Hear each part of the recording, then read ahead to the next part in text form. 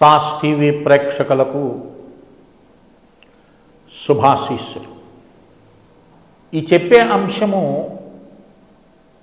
కేవలము స్త్రీలకు మాత్రమే పనికొస్తుంది. ఎందుకంటే స్త్రీ అనేటటువంటిది ఒక మహాశక్తి. ప్రతి విజయం వెనక ఒక స్త్రీ ఉంటుందని నానుడి. ఇంట్లో ఇల్లాలు చక్కబెట్టిందనుకోండి, ఆ ఇల్లు స్వర్గంతో సమానమన్నారు. స్త్రీ ఎదుర్కొన్నటువంటి సమస్యలు అనేకమైనవి ఉంటాయి. మీరు గమనించి చూడండి. ఒక ఆధ్యాత్మికమైనటువంటి కార్యక్రమం కానీ, ఒక సీతారాముల యొక్క కళ్యాణం కానీ, వెంకటేశ్వరుని యొక్క కళ్యాణం కానీ, ఇక ఏ ఆధ్యాత్మికమైనటువంటిదైనా సరే అక్కడ పాల్గొనేటటువంటి వారి సంఖ్య స్త్రీలు అనేక మంది ఉంటారు. అంటే స్త్రీ తన కుటుంబ సౌఖ్యం కోసం నానా విధాలైనటువంటి పాటలు పడుతూ ఉంటుంది. ధర్మశాస్త్ర ప్రకారంగా ఇంట్లో స్త్రీ దీపం పెట్టకూడదు, పురుషుడే చెయ్యాలి అని అంటుంటారు. అది మంచిదే. కానీ స్త్రీ యజ్ఞములు చేయలేదు, యాగములు చేయలేదు, కేవలము భర్తతో పాటే ఉంటుందని. భార్య సమేతంగా ఉన్నప్పుడే మనకు యజ్ఞార్హత ఉంటుంది. ఏ కార్యం చేయాలన్నా భార్య సమేతుడై ఉండాలి. కానీ స్త్రీ మాత్రం తన యొక్క కుటుంబ సౌఖ్యం కోసంగా పాటుపడుతూ ఉంటుంది. అలాంటి స్త్రీని ఉద్దేశించి ఇక్కడ చెప్పబోయేటటువంటి అనుష్ఠానం, ఇది స్త్రీ చేసినట్లయితే ఆ స్త్రీ తన గృహంలో ఏమైతే సుఖశాంతులను కోరుకుంటుందో, ఆశిస్తుందో, ఆ ఆశయాలన్నీ కూడా నెరవేరుతాయి.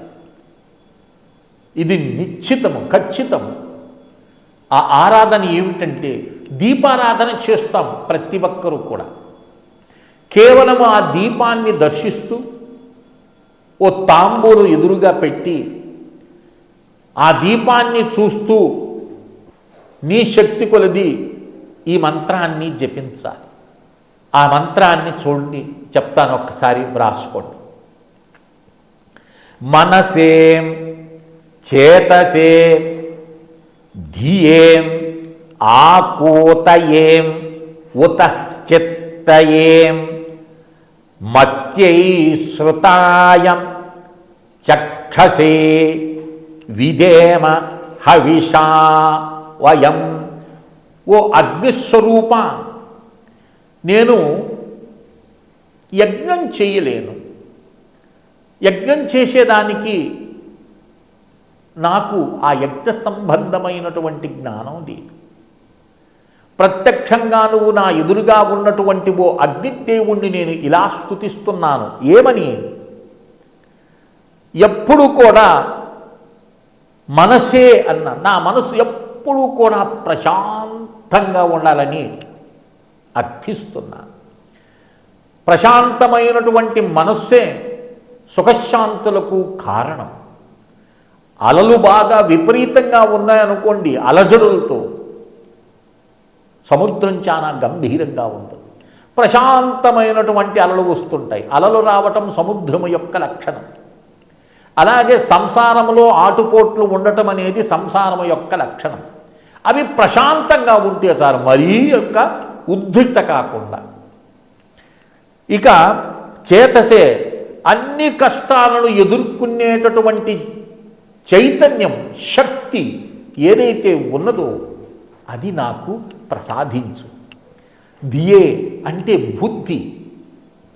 ధి అంటే బుద్ధి. అంటే బుద్ధి అనేటటువంటిది బలాన్ని చేకూరుస్తుంది. అంటే నా బుద్ధి బలంగా ఉండాలి. చిన్న చిన్న విషయాలకు నేను రియాక్ట్ కాకూడదు. అలాంటి బుద్ధిని, బుద్ధే కదా కావాల్సింది. బుద్ధి లోపంతో ఇవన్నీ జరుగుతాయి. కనుక ఏది మంచి ఏది చెడు విచక్షణగా ఆలోచించి ఒక నిర్ణయానికి వచ్చి ఆ నిర్ణయం ప్రకారంగా కార్యాచరణ చేసినట్లయితే అన్ని కార్యక్రమాలు ఆనందంగా గడుస్తాయి. కనుక అట్లాంటి విశేషమైనటువంటి బుద్ధిని నేను నిన్ను ఆశ్రయిస్తున్నాను ఓ అగ్నిదేవా అని ఇక్కడ అగ్నిని స్తుతిస్తుంది. ఆకూతయే అన్నారంటే సంకల్పం అంటే స్థిర బుద్ధి. ఉత్త బుద్ధి ఉంటే సరిపోదు. మంచి ఆలోచన వచ్చి వెళ్ళిపోయిందనుకో, దాన్ని మనం స్థిరత్వం ఉండాలి కదండి. ఆ స్థిర బుద్ధిని నాకు ప్రసాదించు అని చెప్తున్నాడు.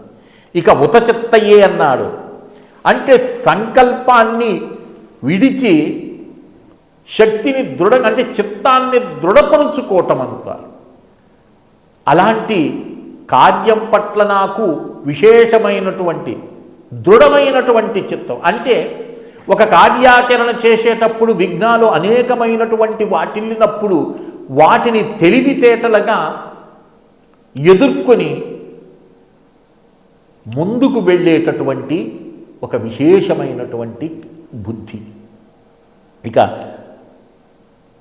సంకల్పితమైనటువంటి ఏ మార్పు లేకుండా నిశ్చయంగా నీ మీద నాకు అలాంటి భావన, అంటే నా సంకల్పం సిద్ధించాలని. మన ఏవ శివ సంకల్పమస్తు అంటాం కదండి. మనం నెరవేరేటటువంటి మనం చేసుకునే ప్రతి సంకల్పం మనకు శుభాన్ని ఇస్తున్నాయా? మనం కేవలం మన సంకల్పం ఉంటే సరిపోతుందా? ప్రతి ఒక్కరు అనుకుంటారు సంకల్పం లేనటువంటి వ్యక్తే ఉండడు. కానీ మన సంకల్పానికి శివుని యొక్క సంకల్పం తోడైందనుకో, అప్పుడు మనం కార్యాల్లో విజయాన్ని సాధిస్తాం. అదే ఇక్కడ చెప్తుంది. కుటుంబాన్ని నడిపించేటటువంటిది స్త్రీ. తన కుటుంబాన్ని ఎంతో ఉన్నత స్థితికి తీసుకువెళ్ళాలి అని ఆమె తపిస్తుంది. సకాలంలో పిల్లలకు పెళ్ళిళ్ళు చేయాలని, చిన్న ఉద్యోగం లేదా విశేష ఉద్యోగం ద్వారా తెచ్చేటటువంటి ఆ ద్రవ్యాన్ని ఆ కుటుంబ పోషణ ఎలా చేసుకోవాలి అనే ఒక ప్లాన్ చేసుకుంటుంది. స్త్రీకి అనేకమైనటువంటి బాధ్యతలు మనకు ఆమెకి పెట్టిన ఆమె యొక్క వ్యక్తిత్వం మీదనే, ఆమె యొక్క శీలం మీదనే కుటుంబ గౌరవం కూడా మనకు నిలబడి ఉంటుంది. కనుక అలాంటి విశేషమైనటువంటి బుద్ధి, చిత్తము, సంకల్ప దృఢత్వం అనేటటువంటిది నాకు ప్రసాదించు తండ్రి అగ్నిదేవా అని ఇక్కడ ఆ స్త్రీ ప్రాధేయపడుతుంది. ఇక్కడ ప్రాధేయపడాలంటున్నాడు. కాబట్టి ఎప్పుడూ కూడా శృతాయ అన్నాడు. అంటే ఏమిటి? మంచి విషయాన్ని గ్రహించాలి. అనుభవాత్మకమైనటువంటి వారు చెప్తారమ్మా ఇలా చేసుకో తల్లి, ఇలా చెయ్యమ్మా అని పెద్దవారు చెప్పేటటువంటి విషయాల్లో ఏమాత్రం సత్యం ఉన్నదని గ్రహించి ఆ ప్రకారంగా నడుచుకోవాలి. అంటే శాస్త్రముల పట్ల మర్యాద. శాస్త్రములో చెప్పినటువంటివి అనేక విషయాలు కూడా గ్రహించి వాటిని తెలుసుకునే ప్రయత్నం చెయ్యాలి. ఇక కన్ను చూడండి, ఈ కన్ను వెళ్ళిన దగ్గరికల్లా కూడా మనసు వెళుతుంది. ఆ కన్ను చూచినటువంటిదల్లా మనసు కోరుకుంటుంది. కనుక శుభాన్నే నేను చూడాలి, నా కంటితో నేను ఎప్పుడు కూడా శుభాన్నే చూడాలి అనేటటువంటి ఇంటి మంచి లక్షణాన్ని నీ నుండి నేను అర్థిస్తున్నాను అగ్నిదేవ అని ఈ యొక్క మంత్రాన్ని ఎవరైతే, ఏ స్త్రీ అయితే తన గృహంలో దీపారాధన చేసి ఈ మంత్రాన్ని నిరంతరం జపం చేసిందనుకోండి, తన యొక్క కుటుంబం ఎంతో గౌరవ మర్యాదలతో నడుస్తుంది. అప్పుడు ఆ దీపం ఇంటికి దీపమై ఆమె వర్ధిల్లుతుందని ఇక్కడ మనకు చెప్తుంది. ఒక్కసారి ఆ మంత్రాన్ని చెప్తాను, రాసుకోండి. మనసే చేతసేం ధియేం ఆకోతయేం ఉతశ్చిత్తయేం మత్యై శ్రుతాయం చక్షసే విధేమ హవిషా వయం. కనుక ఈ యొక్క మంత్రాన్ని అనుష్ఠానం చేసి మీ యొక్క గృహాన్ని స్వర్గతుల్యం చేసుకుంటారని ఆశిస్తూ శ్రీ విద్యోపాసకులు శ్రీ మండే లక్ష్మీ నరసింహారావు లోకా సమస్తా సుఖినో భవంతు. ఓం తత్సత్, ఓం తత్సత్, ఓం తత్సత్.